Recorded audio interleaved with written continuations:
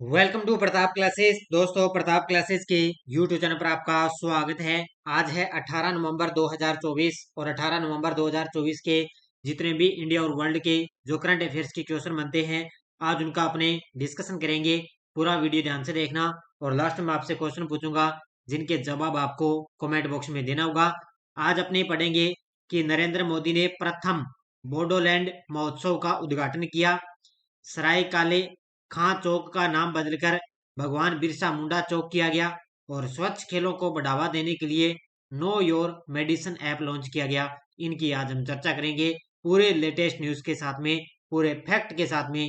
Daily आपको current affairs की class है मिलती है, तो सभी साथी एक बार सेशन को लाइक शेयर करते रहना। और जो साथी हमारे चैनल पर नहीं है तो जरूर आप चैनल को सब्सक्राइब करें और इसके पास लगे बेल आइकन का घंटा दबाएं, ताकि हम जैसे वीडियो अपलोड करें उसका नोटिफिकेशन आप तक पहुंच जाएगा। तो कल संडे था, कल संडे के दिन आपको वीकली करंट अफेयर्स की क्लास मिली थी। सो सभी साथियों को गुड मॉर्निंग। सबसे पहले हम जो शनिवार के दिन हमने करंट पढ़ा उसको रिवाइज करते हैं। पीएम मोदी ने 150वीं जयंती पर भगवान बिरसा मुंडा के सम्मान में किन दो चीजों का उद्घाटन किया? तो 150 रुपए का सिक्का और 5 रुपए का डाक टिकट। डीआरडीओ ने गाइडेड पिनाका वेपन सिस्टम के लिए किस प्रकार की परीक्षण पूरी किए? तो ये किए हैं श्रृंखला उड़ान परीक्षण। सेना के जयपुर स्थित दक्षिणी पश्चिमी कमान ने राजस्थान की रक्षा उद्योग की आधार को सशक्त बनाने के लिए कौन सा थिंक टैंक स्थापित किया? तो वो किया है ज्ञान शक्ति। गुरु नानक जयंती 2024 में किस गुरु की 555वीं जयंती मनाएगी? तो गुरु नानक देव जी की। अमेरिका के नवनिर्वाचित राष्ट्रपति डोनाल्ड ट्रंप ने भारतीय मूल की किस महिला को नेशनल इंटेलिजेंस के डायरेक्टर की जिम्मेदारी दी? तो तुलसी गबार्ड को। इंडियन ऑयल कॉरपोरेशन के नए चेयरमैन के रूप में किसको नियुक्त किया गया? अरविंदर सिंह साहनी को। तो ये थे परसों के क्वेश्चनों का रिवाइज। टेस्ट वगैरह आपको मिल चुका है और जो कल आपको संडे के दिन वीकली क्लास मिली थी उसका टेस्ट आज आपको वार्षिक करंट के अंदर मिल जाएगा। तो इसके अंदर डेली वीकली मंथली सब आपको टेस्ट मिलते हैं। तो बढ़िया तरीके से आप टेस्ट सीरीज ज्वाइन करो। और ये रीट पात्रता की चल रही है, ये भी आप ले सकते हो। टॉपिक वाइज टेस्ट सीरीज आपको मिलते रहेंगे। इसके अलावा फर्स्ट ग्रेड के लिए चल रही है गजब तरीके से। और कल मैंने पशु परिचर के लिए अलग से मैंने आपको क्लासेस स्टार्ट कर दी है। जनवरी मंथ की क्लास मैंने दे दी है। तो 440 वोल्ट का करंट मैंने पशु परिचर के लिए मैंने स्टार्ट कर दिया है। तो गजब तरीके से पढ़ो। स्टार्ट करें आज की क्लास। पहला प्रश्न आपके सामने और बड़ा ही गजब का, इस क्वेश्चन को तो स्टार ही लगा लो आप। नाइजीरिया ने प्रधानमंत्री नरेंद्र मोदी को कौन सा सर्वोच्च राष्ट्रीय सम्मान दिया है? और कल आपने देखा होगा आरपीएससी फर्स्ट ग्रेड संस्कृत शिक्षा विभाग का एग्जाम हुआ, उसके अंदर पूछा गया था राष्ट्रपति द्रौपदी मुर्मू को किन देशों ने सर्वोच्च नागरिक सम्मान मिला? तो वहां पर फिजी और तिमोर देश थे, उसका उत्तर था जो मैंने आपको करवाया। अब यहाँ पे देखो, नाइजीरिया की 2 दिवसीय यात्रा पर है मोदी जी, तो इनको नाइजीरिया का सर्वोच्च नागरिक सम्मान मिला है the grand commander of the order of the niger मिला है। तो उत्तर हो जाएगा इसका 2 number, the grand commander of the order of niger सम्मान मिला। इससे पहले 2 दिन पहले मैंने बताया डोमिनिका सरकार, कौन सी? डोमिनिका सरकार के द्वारा भी मोदी को सर्वोच्च नागरिक सम्मान मिला था। ये अलग अलग जितने भी इनको पुरस्कार मिल रहे हैं ना, इनको अलग से नोट करते जाओ आप। तो नाइजीरिया का सर्वोच्च राष्ट्रीय सम्मान प्रधानमंत्री मोदी को नाइजीरिया ने the grand commander of the order of the niger से सम्मानित किया। इस सम्मान की अहमियत है कि पीएम मोदी ने कहा कि यह सम्मान उनका नहीं बल्कि 140 करोड़ भारतीयों का यह सम्मान है माना गया। इसके अलावा अब मोदी जी ने नाइजीरिया के अंदर 2 बातें कही थी, 2 बातें आपको याद रखनी है। पहली बात है कि नाइजीरिया में बाढ़ पीड़ितों के लिए भारत द्वारा 20 टन अनाज भेजने का निर्णय लिया गया, कि भारत द्वारा 20 टन अनाज भेजने का निर्णय लिया गया। पहली बात मोदी जी ने ये कही। दूसरी बात कि भारत की अध्यक्षता में पहली बार नाइजीरिया G20 समिट का मेजबान देश बना। तो दूसरी बात ये इन्होंने कही थी कि जो भारत देश है, भारत की अध्यक्षता में पहली बार नाइजीरिया है वो G20 समिट का मेजबान देश बना था। इसके अलावा पॉइंट याद रखना, प्रधानमंत्री मोदी का दूसरा विदेशी सम्मान है ये। पीएम मोदी नाइजीरिया का सर्वोच्च सम्मान पाने वाले दूसरे विदेशी शख्स है। इससे पहले 1969 में ब्रिटेन की महारानी एलिजाबेथ को यह सम्मान मिला था। तो 1969 में इससे पहले ब्रिटेन की महारानी को नाइजीरिया का सर्वोच्च अवार्ड मिला और मोदी जी को अब की बार दूसरे विदेशी शख्स बने हैं। अब तक के अंतर्राष्ट्रीय पुरस्कार, प्रधानमंत्री मोदी को अब तक 15 देशों से उनके सर्वोच्च सम्मान मिल चुके हैं। उनका ये 17वां अंतर्राष्ट्रीय पुरस्कार होगा। अब ये क्यों मैं इतनी सारी चीजें बता रहा हूँ, क्योंकि आजकल एग्जामिनर बड़े गहराई से प्रश्न पूछ रहा है, और कल आपने आरपीएससी के अंदर आपने देख लिया होगा, और उसकी मैंने अलग से भी कल शाम को लाइव क्लास दी थी कि किस प्रकार की आरपीएससी ने करंट के प्रश्न पूछे हैं, तो बड़े गजब के हैं, अच्छे तरीके से आप पढ़ते जाओ। फिल्म द फेबल के लिए सर्वश्रेष्ठ फिल्म का पुरस्कार किस अंतर्राष्ट्रीय फिल्म फेस्टिवल में मिला है? तो ये तस्वीर में आप देख सकते हो, ये बेस्ट फिल्म है, इनकी मनोज बाजपेयी, कौन है ये तस्वीर में है मनोज बाजपेयी, इनकी फिल्म है द फेबल। तो इनको सर्वश्रेष्ठ फिल्म का पुरस्कार है वो किस अंतर्राष्ट्रीय फिल्म में मिला? तो वो है 38वें Leeds international film festival, option number B कौन सी है? 38वीं लिडस इंटरनेशनल फिल्म फेस्टिवल के लिए द फेबल को अंतर्राष्ट्रीय पुरस्कार मिला है। देखो, फिल्म का नाम द फेबल, अभिनेता मनोज बाजपेयी, निर्देशक राम रेड्डी, पुरस्कार सर्वश्रेष्ठ फिल्म का पुरस्कार मिला है कौन से फेस्टिवल में? यह था 38वां लीडर्स इंटरनेशनल फिल्म फेस्टिवल। याद रखना, फिल्म का नाम द फेबल, अभिनेता मनोज बाजपेयी, और 38वां लीडर्स इंटरनेशनल फिल्म फेस्टिवल। इसके अलावा प्रतियोगिता कॉन्स्टलेशन फीचर फिल्म प्रतियोगिता रही थी, और विशेषता यह है कि वैश्विक स्तर पर क्रांतिकारी सिनेमा को सम्मानित करने वाली ये प्रतियोगिता थी, और इस फिल्म को अपनी अनोखी कहानी और जादुई यथार्थवाद के प्रभावशाली चित्रण के लिए सराहा गया है, क्योंकि इस फिल्म के अंदर एक तो अनोखी कहानी के बारे में और इसके अलावा जो जादुई यथार्थवाद है उसको दर्शाया गया। द फेबल ने इससे पहले 2024 के मामी मुंबई फिल्म फेस्टिवल में विशेष जूरी पुरस्कार भी जीता था। ये पॉइंट भी याद रखना कि इससे पहले द फेबल फिल्म है उसने 2024 के अंदर मामी मुंबई फिल्म फेस्टिवल में एक विशेष जूरी पुरस्कार भी जीता था, और अब इसने बेस्ट फिल्म का अवार्ड जीत लिया है। तो ये जितनी भी डिटेल मैं करवा रहा हूं गजब तरीके से पढ़ते जाना। अगला प्रश्न, स्वच्छ खेलों को बढ़ावा देने के लिए नो योर मेडिसिन ऐप का शुभारंभ किस केंद्रीय मंत्री ने किया? स्वच्छ खेलों को बढ़ावा देने के लिए नो योर मेडिसिन ऐप का शुभारंभ किया है खेल मंत्री मनसुख मांडविया ने। ऑप्शन नंबर ए, किसने?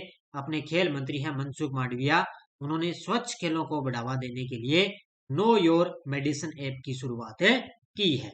अब देखो इसका उद्देश्य, ऐप का नाम know your medicine app, shortcut में भी आ सकता है KYM, लॉन्च करने वाला केंद्रीय युवा मामले और खेल मंत्री डॉक्टर मनसुख मांडविया। उद्देश्य, खेलों में डोपिंग के खिलाफ लड़ाई को मजबूत करना इसका उद्देश्य है। विशेषता कि खिलाड़ियों को दवाइयों के बारे में सही जानकारी देना और स्वच्छ खेलों को बढ़ावा देना इसका विशेषता है। तो ये याद रखना, खेलों में डोपिंग के खिलाफ लड़ाई को मजबूत करना, और विशेषता कि खिलाड़ियों को दवाइयों के बारे में सही जानकारी देना और स्वच्छ खेलों को बढ़ावा देना। तो ये know your medicine app launch किया गया। दिल्ली सरकार और केंद्र सरकार के बीच सराय काले खां चौक का नाम बदलकर किस नाम पर करने को लेकर विवाद हुआ है? दिल्ली सरकार और केंद्र सरकार के बीच सराय काले खां चौक का नाम बदलकर किस नाम को लेकर विवाद हुआ? तो ये हुआ है भगवान बिरसा मुंडा चौक, यानी कि अभी 150वीं जयंती बनाई गई है भगवान बिरसा मुंडा की, तो उन्हीं के नाम पर अब क्या है, पहले इस पर विवाद चल रहा था कि किसके नाम पे रखा जाए, लेकिन अब दिल्ली सरकार और केंद्र सरकार ने मिलकर जो दिल्ली के अंदर जो है ना सराय काले खां चौक है, अब उसका नाम बदलकर क्या कर दिया गया, भगवान बिरसा मुंडा चौक कर दिया है। ये देखो तस्वीर में, ये पहले विवाद चल रहा था इस पर, तो इसमें भगवान बिरसा मुंडा चौक करने को लेकर विवाद हुआ था पहले, लेकिन अब गृह मंत्री अमित शाह ने कहा कि बिरसा मुंडा की 150वीं जयंती के अवसर पर उनकी प्रतिमा का अनावरण करते हुए इस नामकरण की उन्होंने घोषणा कर दी है, और भगवान बिरसा मुंडा की जयंती 15 नवंबर को जनजातीय गौरव दिवस के रूप में घोषित की गई थी 2021 के अंदर। तो ये पॉइंट याद रखना है कि जो दिल्ली के अंदर है सराय काले खां चौक है, उसका नाम हो गया भगवान बिरसा मुंडा चौक कर दिया।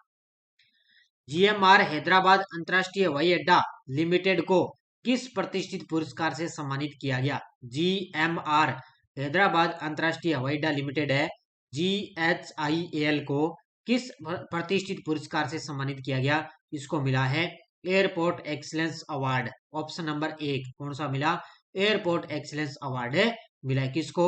GMR हैदराबाद अंतर्राष्ट्रीय हवाई अड्डे को। ये पॉइंट याद रखना भी।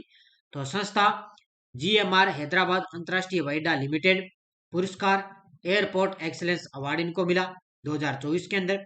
प्रदर्शन सऊदी एयरपोर्ट प्रदर्शनी 2024 के अंदर प्रदर्शन अच्छा रहा, तारीख 12 नवंबर 2024 को, तो ये याद रखना। इसके अलावा आपको क्या याद करना है, देखो स्थान कहां पर था, रियाद इंटरनेशनल कन्वेंशन और प्रदर्शनी के अंदर सऊदी अरब के अंदर इसका आयोजन किया गया। उद्देश्य वैश्विक स्तर पर एयरपोर्ट की उत्कृष्टता को मान्यता देना इसका उद्देश्य। 2 श्रेणियों में ये पुरस्कार विजेता थे, 2 श्रेणियों में थे, एक था इनोवेशन और टेक्नोलॉजी, एक था फैसिलिटी और मैनेजमेंट, यानी कि एक तो टेक्नोलॉजी के क्षेत्र में सर्वश्रेष्ठ प्रदर्शन रहा और एक जो फैसिलिटी है वहां की उसके अंदर भी सर्वश्रेष्ठ टॉप रहा था। तो इसलिए जो जीएमआर हैदराबाद अंतरराष्ट्रीय हवाई अड्डा है उसको एयरपोर्ट एक्सीलेंस का अवार्ड मिला है। 2018 जकार्ता एशियाई खेलों में सिंगल्स में कांस्य पदक जीतने वाले किस भारतीय टेनिस खिलाड़ी ने संन्यास की घोषणा कर दी है। और कल आपने देखा होगा पेरिस ओलंपिक का प्रश्न आया था कि अमन सहरावत ने कितने भार वर्ग के अंदर कांस्य पदक जीता, उसका उत्तर था 57 किलोग्राम में। अब पशु परिचर वाले विशेष तौर से पेरिस ओलंपिक गजब तरीके से पढ़ देना भी। तो कांस्य पदक जीतने वाले किस भारतीय टेनिस खिलाड़ी ने संन्यास की घोषणा कर दी, तो वो है प्रजनेश गुणेश्वरन। कौन है, option number B Prajnesh Gunneswaran. इन्होंने भारतीय टेनिस खिलाड़ी हैं, इन्होंने अब संन्यास की घोषणा कर दिया और इन्होंने 2018 जो जकार्ता एशियाई खेल हुआ वहां पर इन्होंने कांस्य पदक जीता था। तो 2018 जकार्ता एशियाई खेलों में सिंगल्स में कांस्य पदक जीतने वाले भारतीय टेनिस खिलाड़ी प्रजनेश गुणेश्वर ने पेशेवर टेनिस से संन्यास की घोषणा कर दी। 35 वर्षीय चेन्नई में जन्मे इस खिलाड़ी ने अपने करियर को लेकर आभार व्यक्त किया है और इसने सभी 4 ग्रैंड स्लैम, ऑस्ट्रेलियन ओपन 2019, 2020 सहित इन्होंने टेनिस खेला था। यानी कि जीते तो ये नहीं थे, लेकिन ये जो ऑस्ट्रेलिया के जो 4 ग्रैंड स्लैम है वो इन्होंने खेले थे। तब इन्होंने भारतीय टेनिस खिलाड़ी है, अब इन्होंने जो है संन्यास की घोषणा कर दी है। प्रधानमंत्री नरेंद्र मोदी ने दिल्ली में किस महोत्सव का उद्घाटन किया है। प्रधानमंत्री नरेंद्र मोदी ने दिल्ली में किस महोत्सव का उद्घाटन किया, तो वो किया है बोडोलैंड महोत्सव। कौन सा है, बोडोलैंड महोत्सव का उद्घाटन किया है। तो ये तस्वीर में आप देख सकते हो कि प्रधानमंत्री नरेंद्र मोदी ने दिल्ली में किस महोत्सव का उद्घाटन किया, कि बोडोलैंड महोत्सव का उद्घाटन किया है। अब इसका अर्थ क्या होता है, तो उद्घाटन मोदी जी ने दिल्ली में पहले बोडोलैंड महोत्सव का उद्घाटन किया। उद्देश्य यह महोत्सव बोडो समुदाय की भाषा, साहित्य और संस्कृति का उत्सव है। इसका उद्देश्य बोडो संस्कृति का प्रचार करना, एकता को बढ़ावा देना और क्षेत्र के विकास को उजागर करना। यह भाई उद्देश्य पढ़ लेना भाई। कल एग्जाम के अंदर एक वात्सल्य योजना आई थी, आरपीएससी ने पूछा था, उसका उद्देश्य आया था, तो उद्देश्य पता कर लेना भाई। तो इसका उद्देश्य है समुदाय की भाषा, साहित्य और संस्कृति का उत्सव। समझौते की प्रगति, महोत्सव 2020 के बोडो शांति समझौते के बाद हुई प्रगति को रेखांकित करता है कि यह समझौता दशकों से चले आ रहे संघर्ष और हिंसा का अंत करने में सहायक रहा था। तो ये याद रखना। इसके अलावा केंद्र सरकार ने बोडोलैंड के लिए 1500 करोड़ के विकास पैकेज की घोषणा कर दी है। यानी कि बोडोलैंड का मतलब जितने भी इसमें जो समुदाय आ रहे हैं उनके लिए 1500 करोड़ के विकास पैकेज की घोषणा भी कर दी है। तो याद रखना कहां पर किया, नई दिल्ली में। उत्तराखंड के मुख्यमंत्री पुष्कर सिंह धामी ने पिथौरागढ़ में किस मेले का शुभारंभ किया है।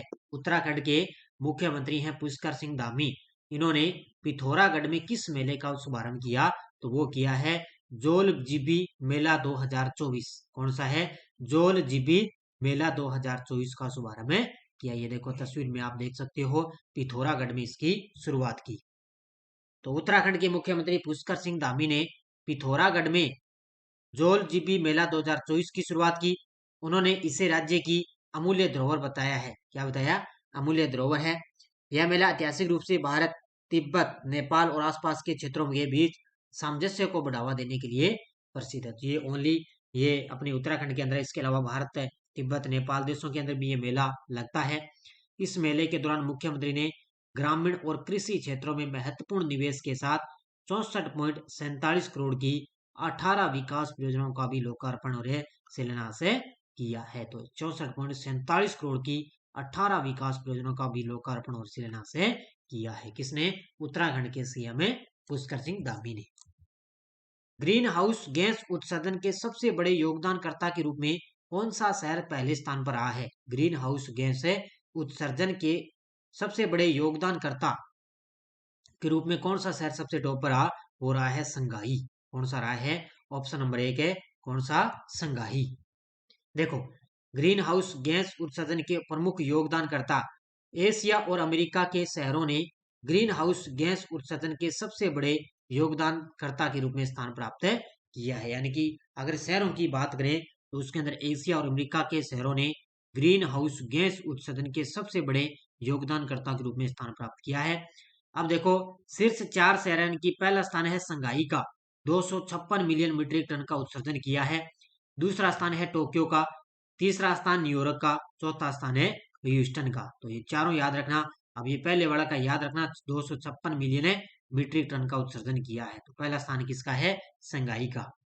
इसके अलावा डेटा संकलन की बात करें तो यह डेटा क्लाइमेट ट्रेस द्वारा संकलित किया गया, जो उन्नत अवलोकन और कृत्रिम बुद्धिमत्ता का उपयोग करता है। यानी कि डेटा क्लाइमेट ट्रेस यानी कि पर्यावरण के क्षेत्र से संबंधित है। सबसे बड़ी वृद्धि कहां पर हुई है? चीन, भारत, ईरान, इंडोनेशिया और रूस। 2022-23 के अकॉर्डिंग देखें तो सबसे बड़ी वृद्धि हुई है चीन, भारत, ईरान और इंडोनेशिया और रूस। सबसे बड़ी कमी कहां पर हुई?